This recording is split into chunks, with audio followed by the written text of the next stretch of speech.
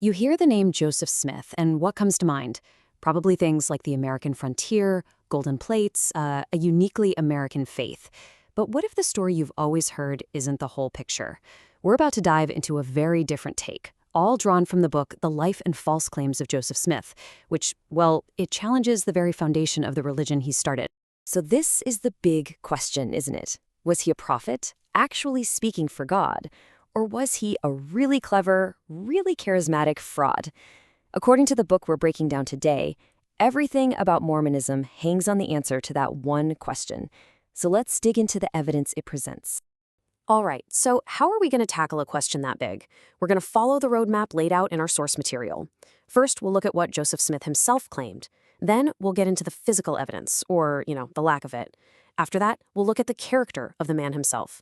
And finally, we'll unpack the apology he came up with and why our source says it's so incredibly important.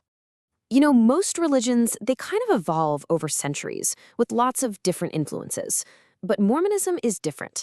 The book we're looking at makes a powerful argument that the entire faith is built on the shoulders of just one man, Joseph Smith.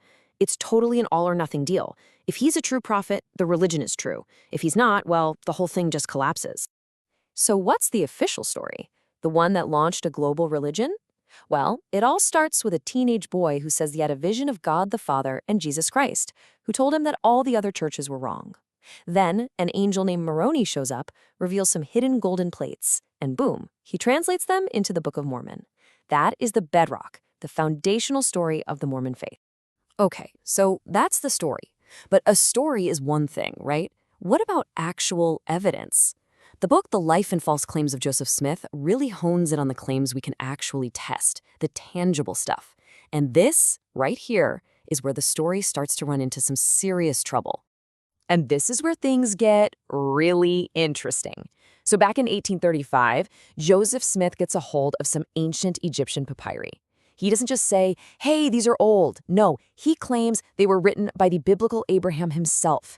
And then he translates them into a whole new book of scripture. Now, this wasn't some vague spiritual feeling. This was a specific physical claim you could actually test. And for more than 100 years, that was that. But then, in 1967, the actual papyri Smith used were rediscovered. So Egyptologists, including faithful Mormons, got to study them. And the verdict? It had absolutely nothing to do with Abraham.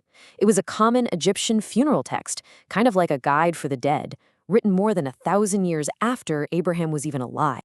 This is such a critical point in the source's argument. I mean, think about it. If his translation of a known physical document was a complete and total fabrication, how on earth can anyone trust his claims about translating a set of golden plates that, conveniently, no one else has ever seen? And then there's this really strange incident with the lost 116 pages.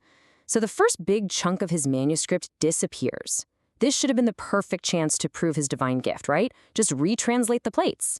If the new version matched the lost one word for word, that'd be a miracle. But he didn't do it. Instead, he claimed God told him not to, and then he came up with a totally different story from a different part of the plates. Our source points to this as a massive red flag. And the problems just keep piling up. The book points out that there are huge sections of the King James Bible, we're talking 27,000 words, including its 17th century translation errors, just copied and pasted into the Book of Mormon. It talks about things like steel, horses, and chariots in ancient America, none of which existed there at the time. In those vast cities and epic battles it describes, archaeologists have found absolutely zero evidence for any of it. So if the books themselves are riddled with problems, what about the man who brought them into the world? Our source argues that you can't understand the religion without understanding the prophet. And it claims Joseph Smith's personal life is every bit as controversial as his scriptures. Let's just start with a number. 40. That's about how many wives Joseph Smith took, and many of them were taken in secret. As our source details, this wasn't just about polygamy. It was about the lies, the deception, and who he chose as his wives. And this is where a really disturbing pattern emerges. The book we're examining shows that while Joseph Smith was publicly denouncing polygamy, he was secretly practicing it. He married women who were already married to other men. He took teenage brides, one as young as 14, And he even used a supposed revelation from God to threaten his first wife, Emma, telling her she'd be destroyed if she didn't accept his other wives. So, how did this all come to a head? Well, a local newspaper, run by some former Mormons, decided to publish an expose on his secret polygamy. Smith, who was the mayor of the town at the time, responded by ordering his followers to destroy the printing press. This act of violently silencing his critics is what led directly to his arrest, and ultimately to his death. Okay, so beyond the historical problems and the character issues, our source dives deep into the theology. And the argument here is huge. It's that Joseph Smith didn't just restore Christianity, he totally replaced it with something brand new. And it all starts with who God is. Let's be clear, this is a radical departure from Christianity. The Bible says God is an eternal spirit. Smith taught that God the Father was once a man, just like us, who lived on another planet and progressed to become a god. He has a physical body of flesh and bones. This is a universe away from the God of the Bible. And the Mormon view of Jesus is just as different. In Mormon theology, Jesus and Lucifer are spirit brothers. They are both sons of a heavenly father and mother. This flatly contradicts the absolute core Christian belief that Jesus is the unique, eternal, one and only Son of God, not a created being. You know, the Bible actually gives a pretty simple test for a prophet. It says if someone claims to be a prophet from God and makes a prediction that doesn't happen, they're a false prophet. End of story. Our source applies this exact test to Joseph Smith, pointing to prophecies he made, like the world ending in the 19th century, that just didn't come true. So, historical problems, character issues, failed prophecies, why does any of this really matter? In this last section, we're going to see why the book The Life and False Claims of Joseph Smith argues these aren't just minor details. These are issues that strike at the very heart of faith itself. Okay, but what about the arguments for Joseph Smith? Our source takes them on directly. The idea that he was too uneducated to write the Book of Mormon? Well, it points to all that plagiarism.